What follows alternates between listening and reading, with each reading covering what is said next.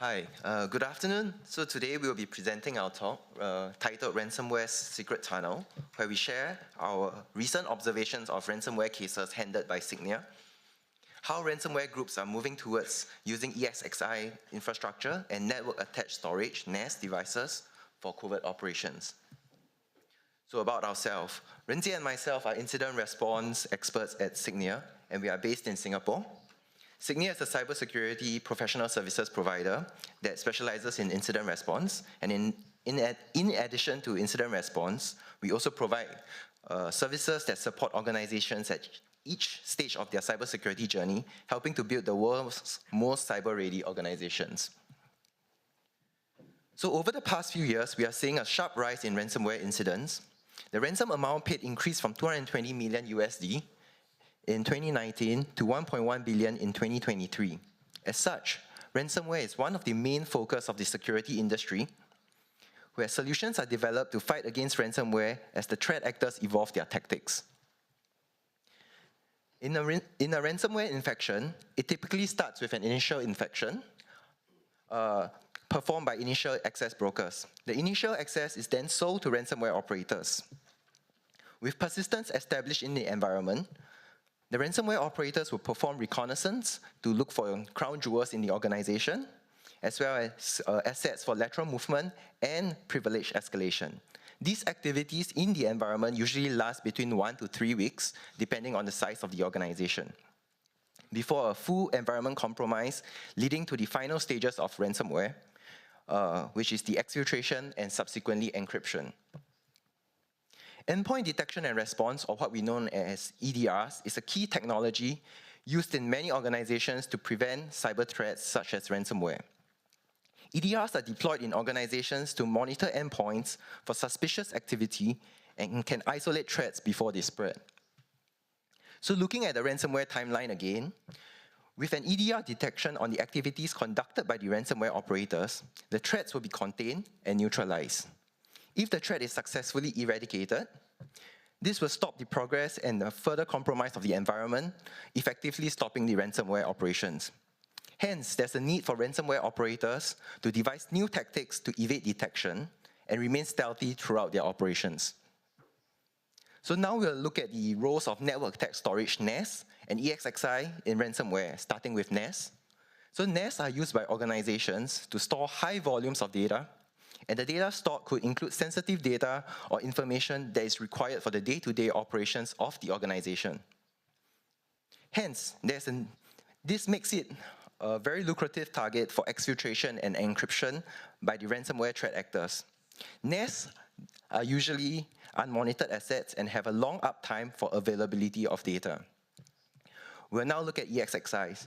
ESXis are hypervisors used in organizations to run and manage virtualization, allowing multiple virtual machines, each with its own operating system and applications to run on a single physical server.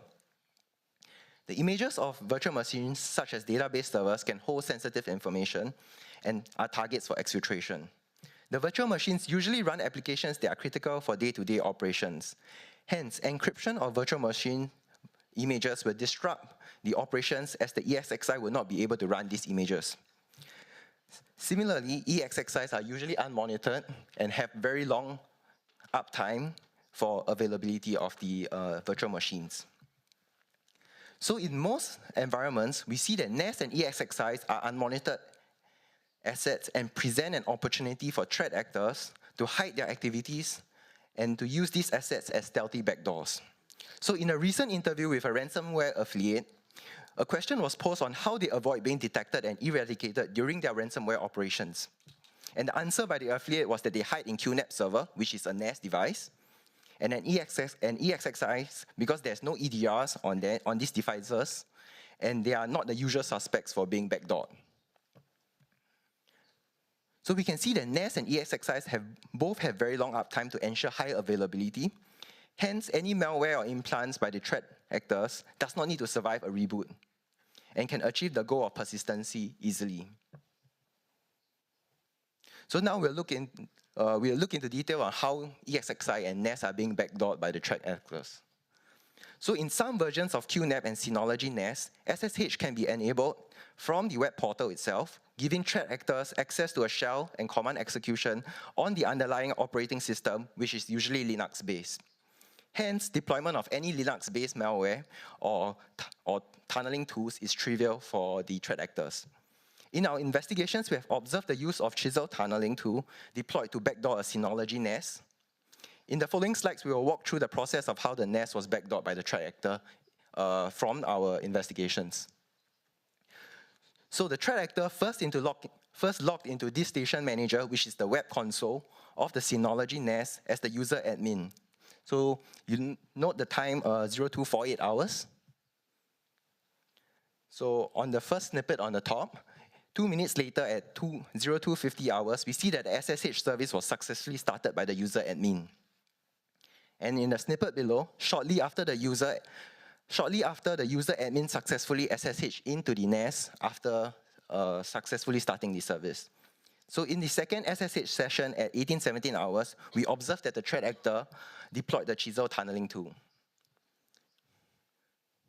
So we observed that the threat actor first moving a binary name Apache2 to the /bin directory. Then we observed some suspicious commands involving the Apache2 binary. We can see that the command line arguments are not for the real Apache application, but are for the Chisel tunneling tool itself.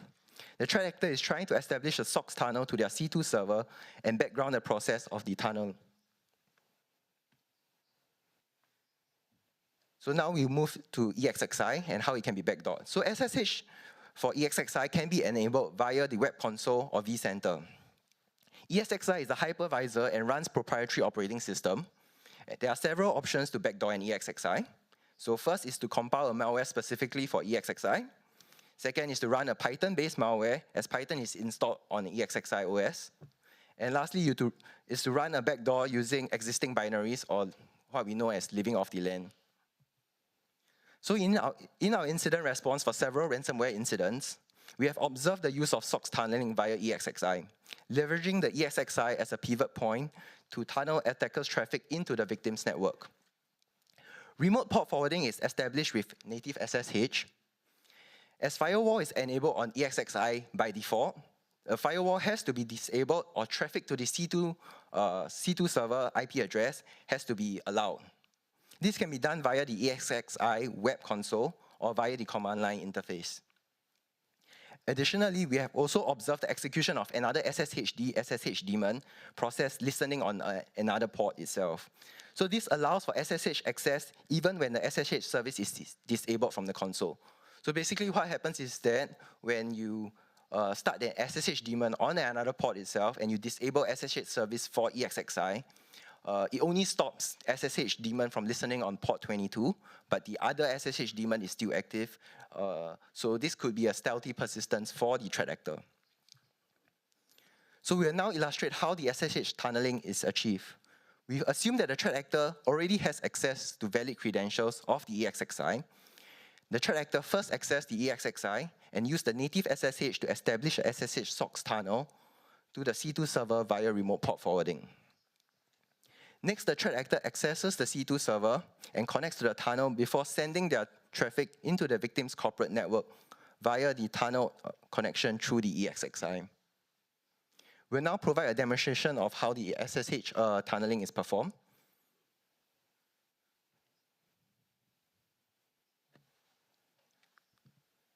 So we first try to SSH into the ESXi.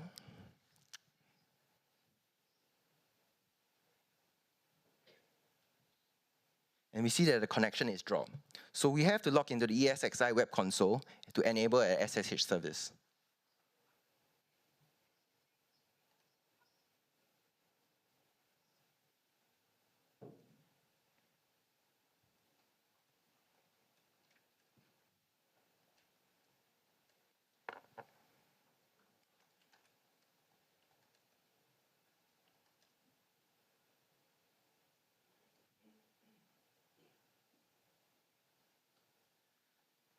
So now with the SSH service enabled, we can SSH into the ESXi.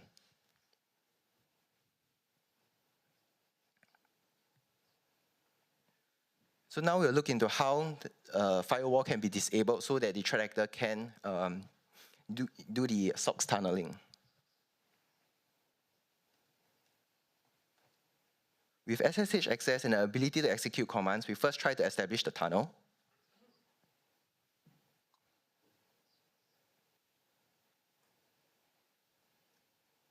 And we see that we are unable to do so. So using the ESXi CLI commands, we can actually check the firewall configuration.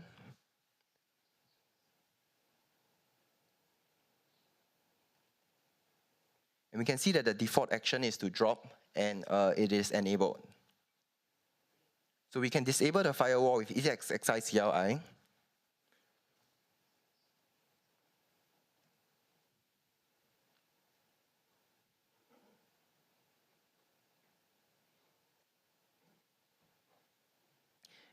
And now we can look at the config again. We see that the firewall is not enabled anymore.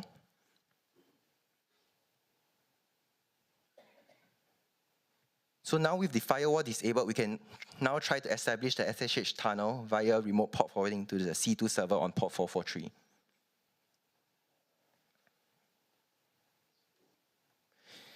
And now we move over to the C2 server and to see that there's a connection to port 443.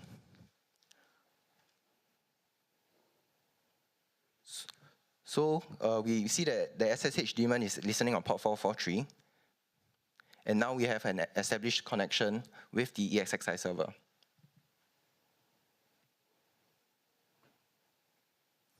So now with the tunnel established, we can move over to the attacker's machine. So first on the attacker's machine, we'll do a local port forwarding for the proxy chains to the C2 server.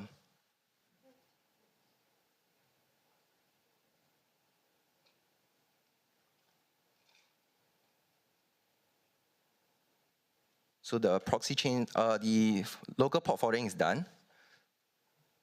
So now we'll use proxy chains to RDP into a machine in the victim network.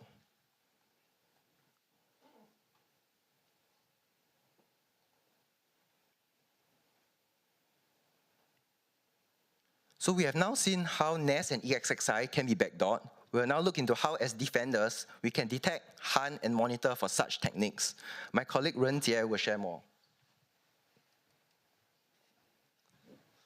So thank you, Aaron. So when we are talking about detections by the EDR, most analysts are familiar with the regular investigation flow, where we actually take a look at the EDR telemetry or the typical server logs that is already ingested or you have in place in your IR process. And then we need to analyze them to scope the incident. So this is what happens usually. But what I would like to start to introduce is the idea to begin incorporating data sources from the unmonitored devices.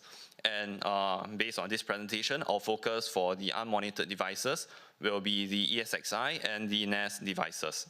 So we need to start to triage them such that unmonitored devices can be investigated during the incidents. From the collected triages, we can then start to investigate based on the following type of events. So from the top, we have the authentication events that are coming from the NAS and the ESXi devices. And it's also worth to consider the other unusual devices as well. So what do I mean by unusual? This will be things such as your edge devices, like your router. And then next, conversely as well, the other direction for the authentication is also valid for consideration, where we are interested in the connections that are going towards the NAS and the ESXi devices.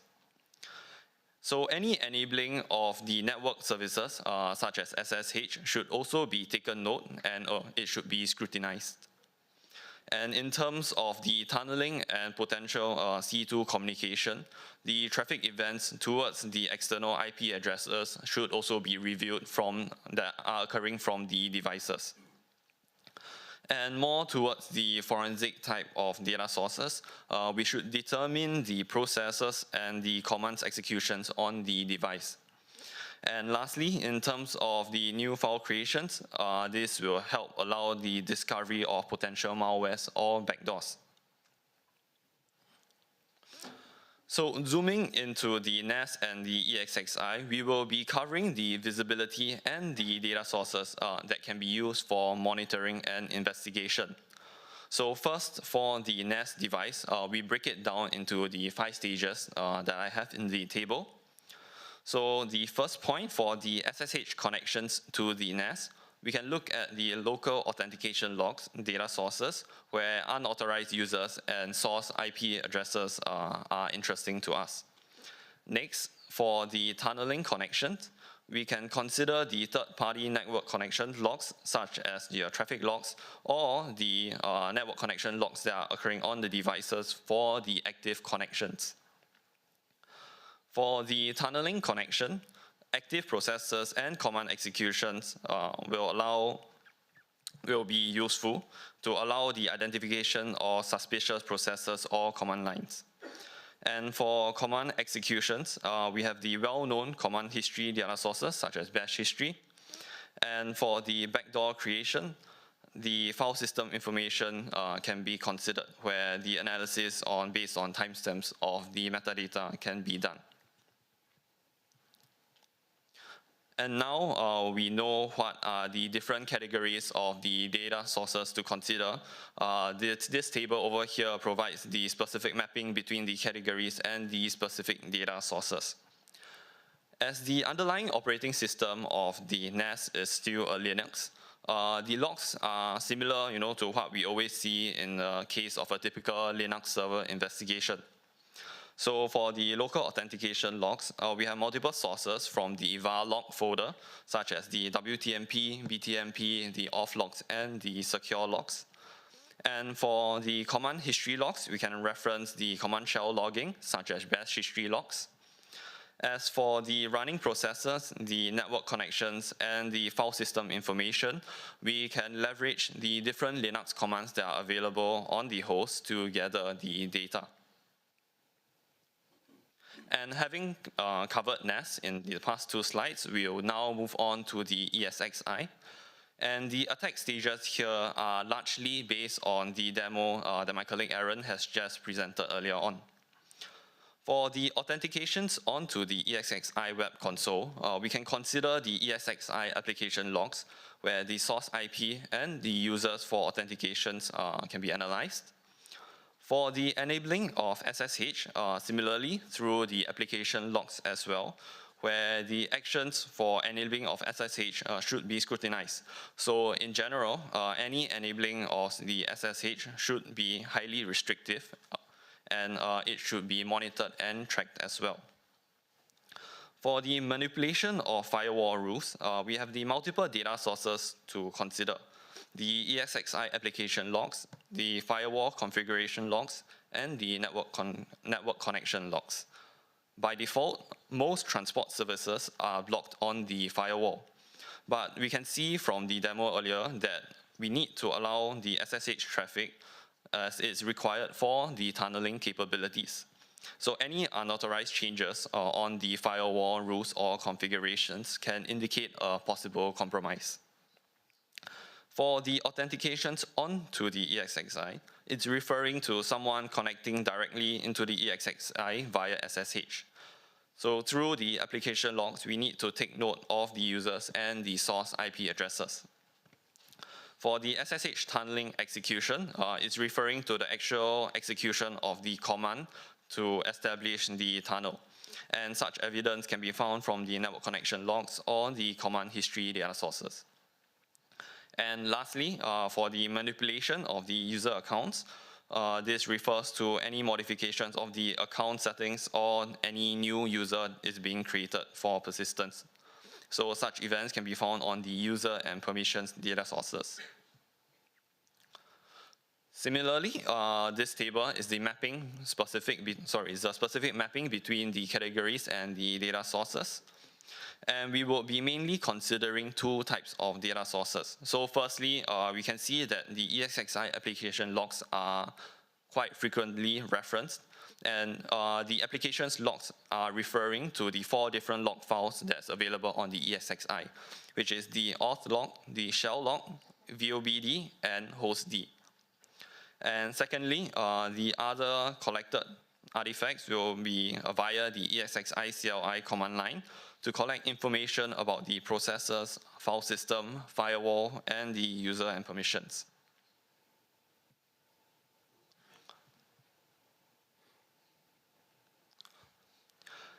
Having the artifacts that we are interested in now, another crucial aspect is to set up monitoring for such unmonitored devices so that we can maintain the visibility over them. Ideally, an organization should have some sort of monitoring existing in place already. But I want to highlight from here that the message for me to convey is that such devices, such as the ESXi and the NAS, should be part of the data that is being monitored. Specifically for the ESXi, syslog forwarding can be configured, and the default configuration already includes the different application logs that we are interested in. So this is the 4 that I've just mentioned in the previous slide. And for the NAS devices, it can be considered as a typical Linux host or server, and can be configured for Linux log forwarding through the different methods such as rsyslog. As a simple overview, this is the 3 ESXi CLI commands that can be used to configure and enable the syslog forwarding on the ESXi. So the first command is to configure the remote host that will receive the syslog. Secondly, is to load the new syslog configuration on the ESXi. And then thirdly, the last step is to configure the firewall to allow the syslog to pass through.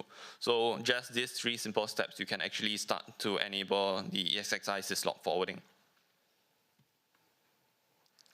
And coming to the end of our presentation, we'll like to summarize our key takeaways from what we have presented today. So even if you don't remember anything, you just need to know this. So firstly, ESXi and NAS devices are no longer just targets for encryption and exfiltration. We have begun to see an increasing use of them to perform lateral movement during an attack. So because ESXi and NAS devices are unmonitored and have long stable uptimes, it allows attackers to remain persistent even without employing any additional persistent techniques.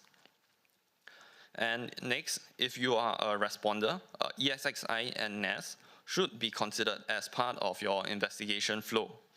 Or if you are involved with the internal monitoring of your company, monitoring of the NAS and the ESXi will actually greatly improve the visibility of attack vectors that are occurring through them. So by monitoring it, we can prevent or we can spot such events that are taking place, such as the tunneling. And with this, we have come to the end of our presentation for today, and we would like to thank everyone for their attention throughout.